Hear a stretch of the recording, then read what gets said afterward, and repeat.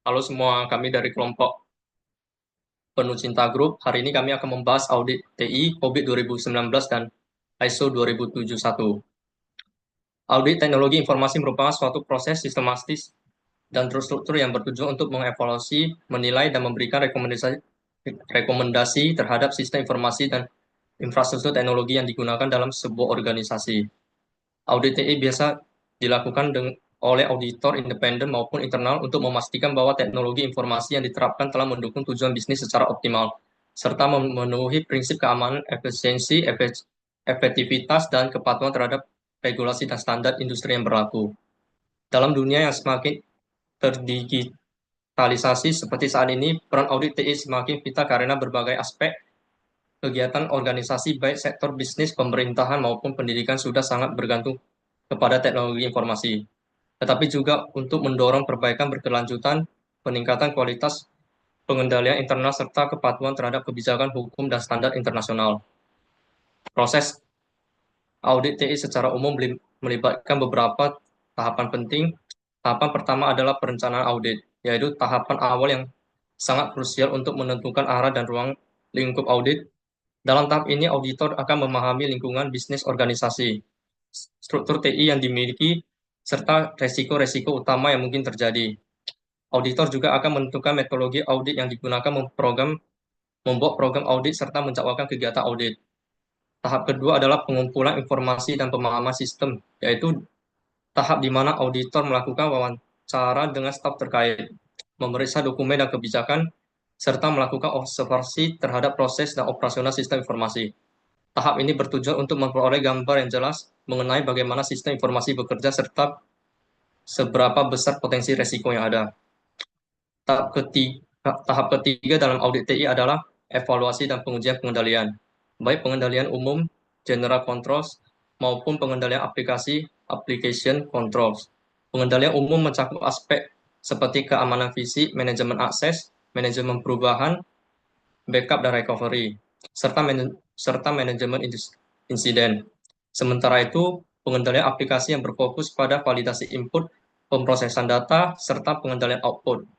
Auditor akan melakukan pengujian untuk menilai efektivitas. Pengendalian yang ada termasuk melalui teknik-teknik audit seperti walkthrough, pengujian kepatuhan, dan pengujian substantif. Tahap akhir, auditor akan menganalisis temuan audit dan menyusun laporan audit yang berisi ringkasan temuan, identifikasi resiko, dan rekomendasi perbaikan.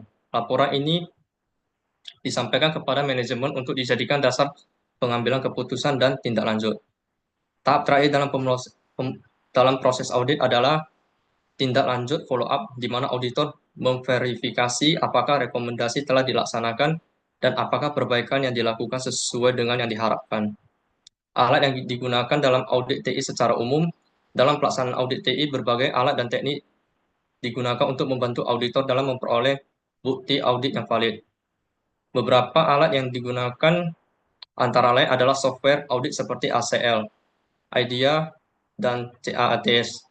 Alat-alat ini memungkinkan auditor untuk mengakses data dalam jumlah besar, melakukan analisis tren, mengidentifikasi anomali, dan mengekstraksi informasi penting dari sistem informasi yang kompleks. Selain itu, auditor juga menggunakan teknik seperti sampling, analisis log system, vulnerability, dan penetration statis untuk menguji kekuatan keamanan TI. Dalam konteks keamanan informasi, alat seperti Nessus, Nmap, Wireshark, serta framework serta OWASP kerap juga digunakan.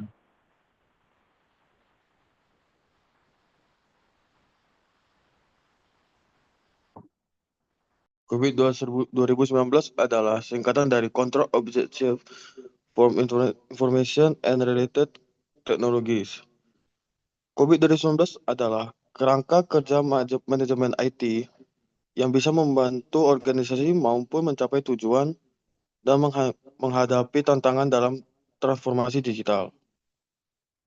COVID 2019 dirilis oleh Information System Audit and Control Association atau ISACA pada tahun 2018 sebagai penerus dari COVID-5 yang telah menjadi paduan yang banyak digunakan oleh berbagai organisasi di seluruh dunia. COVID 2019 berfokus pada prinsip-prinsip manajemen TI yang lebih luas dan menyediakan panduan yang lebih terinci dalam mengelola risiko dan mengoptimalkan nilai dari investasi TI.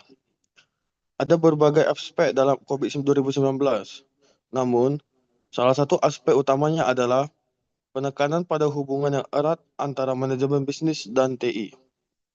Kerangka kerja COVID 2019 mampu membantu organisasi memahami bagaimana IT dapat mendukung tujuan bisnis dan mengidentifikasi bagaimana pengambilan keputusan terkait IT dapat mempengaruhi kinerja organisasi secara keseluruhan.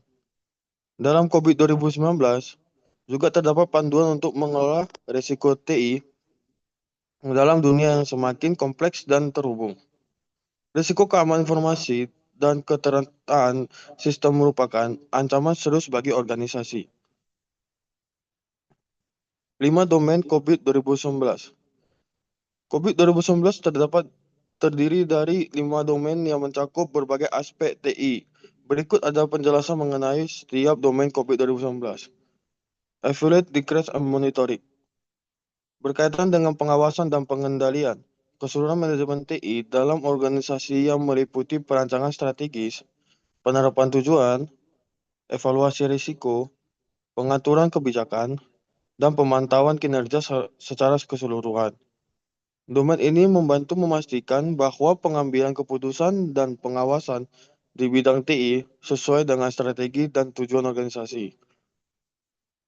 Plan and Organize. Domain COVID 2019 berkaitan dengan interaksi TI dengan strategis bisnis organisasi. Meliputi perancangan strategis TI, identifikasi dan penjelasan sumber daya TI, pengembangan arsitektur TI, manajemen keperluan TI, dan pengelolaan proyek TI. Domain ini membantu organisasi dalam merencanakan dan aspek TI agar sejalan dengan tujuan bisnis yang diterapkan. Build, Upgrade, dan Implement. Domain ini berkaitan dengan pengembangan dan penerapan solusi TI yang efektif dan efisien. Ini meliputi perancangan dan pengembangan sistem, pengadaan perangkat keras, dan perangkat lunak, pengujian, migrasi data, serta manajemen perubahan yang berkaitan dengan implementasi TI. Domain ini membantu organisasi dalam membantu dan melaksanakan solusi TI yang sesuai dengan kebutuhan bisnis mereka. Deliver, service, dan support. Domain ini berkaitan dengan penyediaan dan dukungan organisasi dari layanan TI yang telah ditetapkan. Meliputi manajemen layanan TI, manajemen keamanan TI, manajemen data dan operasi TI, manajemen fasilitas TI, serta manajemen insiden dan masalah. Domain ini membantu organisasi dalam memberi layanan dan dukungan yang ada kepada pengguna untuk memastikan kelancaran operasional TI. Monitor, Evaluate, and Assess. Domain ini berkaitan dengan pemantauan dan evaluasi kinerja TI serta penilaian kepatuhan. Ini meliputi pemantauan kinerja TI, pengukuran dan pemantauan kepatuhan, pengukuran penggunaan sumber daya TI, serta penilaian kekuasaan. Domain ini membantu organisasi dalam memonitor dan mengevaluasi efektivitas pengelolaan TI serta memastikan kepatuhan terhadap persyaratan yang berlaku. Selanjutnya, standar manajemen risiko COVID 2019. COVID 2019 menyediakan IT Risk Focus area yang mengidentifikasi tujuan tata kelola risiko TI. Misalnya APO 12, Manage Risk. Fokus pada identifikasi, penilaian, dan mitigasi risiko yang terkait dengan gangguan TI. EDM 03, Ensured Risk Optimization. Fokus pada pengoptimalan risiko melalui evaluasi serta pengawasan yang memastikan bahwa risiko yang dihadapi organisasi tidak melebihi ambang batas yang telah ditetapkan. Selanjutnya, standar manajemen proyek COVID 2019.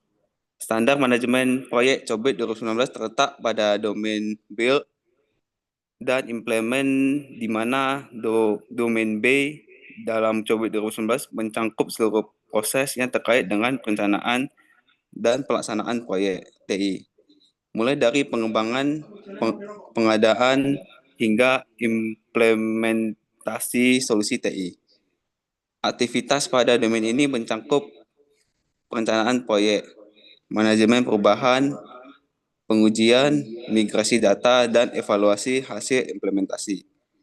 Proses-proses ini harus diselaraskan dengan tujuan strategi bisnis dan didukung oleh mekanisme pengelolaan risiko yang sudah diidentifikasi. Meski Cobit 2019 tidak secara eksplisit menetapkan metodologi manajemen proyek seperti PMBOK atau PRINCE 2, banyak taktik yang diterapkan pada domain B dapat diintegrasikan dengan prinsip-prinsip manajemen proyek. Misalnya pengaturan ruang lingkup proyek, alokasi sumber daya, dan pengendalian risiko proyek merupakan elemen kunci yang perlu dikelola secara terstruktur agar inisiatif TI dapat sesuai rencana. Selanjutnya, ISO 27001 merupakan suatu standar internasional dalam menerapkan sistem manajemen keamanan informasi atau lebih dikenal dengan Information Security Management System atau yang disingkat dengan ISMS. Menerapkan standar ISO 27001 akan membantu organisasi dalam perusahaan Anda dapat membantu dan memelihara sistem manajemen keamanan informasi. ISMS merupakan seperangkat unsur yang saling terkait dengan organisasi atau perusahaan yang digunakan untuk mengelola dan mengendalikan risiko keamanan informasi dan untuk melindungi serta menjaga kerahasiaan, integritas, dan ketidaktersediaan informasi. ISO 27001 adalah standar yang paling terkenal di dunia untuk sistem manajemen keamanan informasi. Standar ini mengidentifikasi persyaratan yang harus dipenuhi oleh ISMS.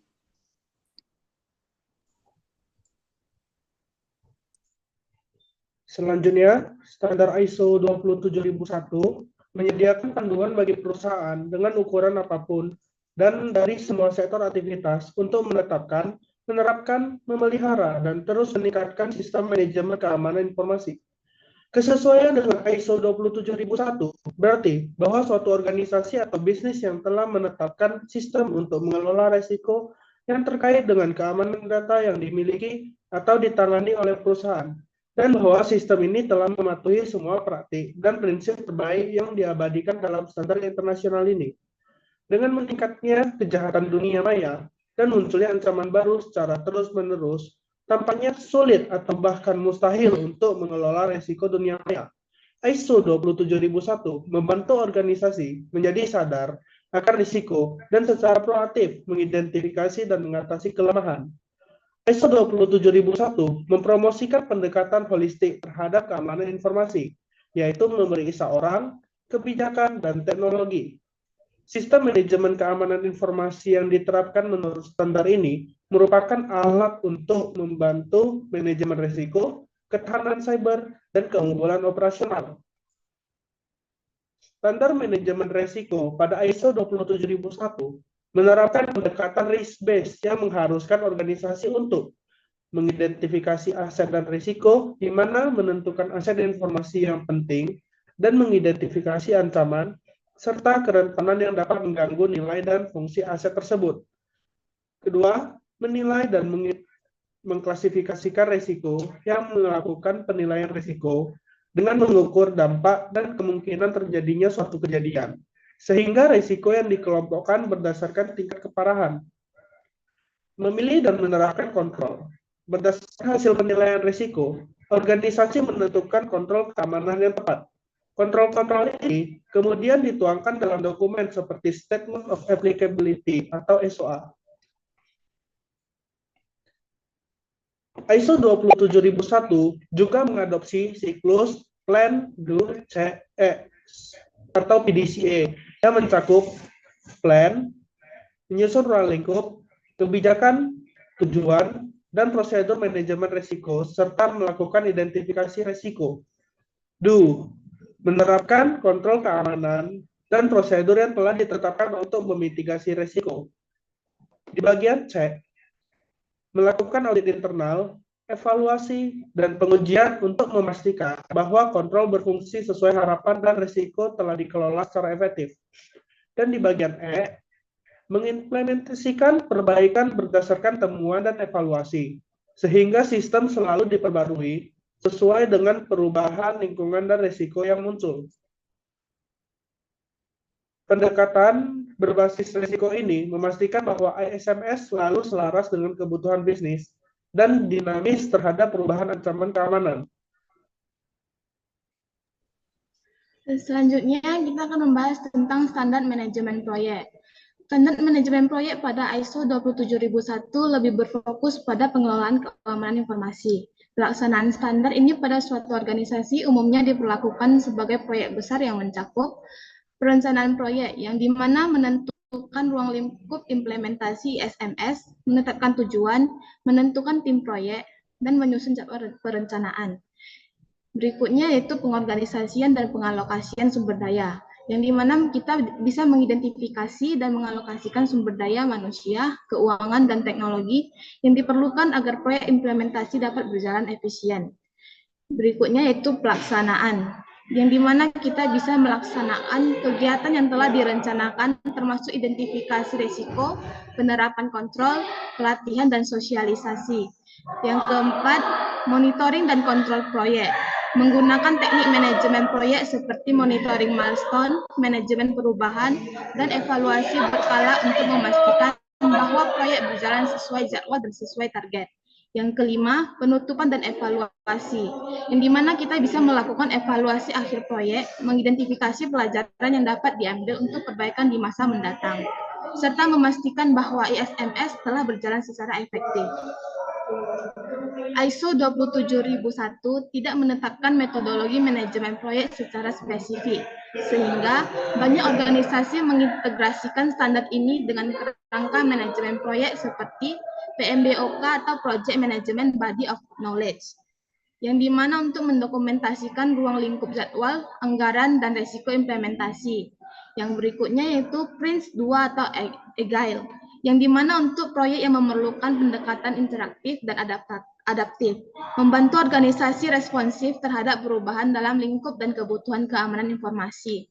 Pendekatan integratif ini memastikan bahwa pelaksanaan ISMS tidak hanya memenuhi persyaratan keamanan, tetapi juga dikelola dengan prinsip-prinsip manajemen proyek yang baik sehingga implementasinya tepat waktu, sesuai anggaran, dan efisien.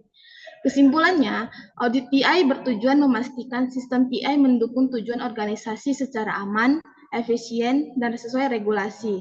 Adapun COVID 2019 yang menyediakan kerangka kerja untuk manajemen risiko dan proyek TI. Sementara ISO 27001 fokus pada keamanan informasi berbasis risiko dengan pendekatan PDCA. Integrasi keduanya dapat membantu organisasi mengelola risiko, melindungi aset informasi, dan menjalankan proyek TI secara efektif dan tepat sasaran. Sekian dari kelompok kami. Sekiranya jika ada kesalahan dalam pengucapan ataupun kalimat, mohon maaf, kami mohon maaf dan terima kasih.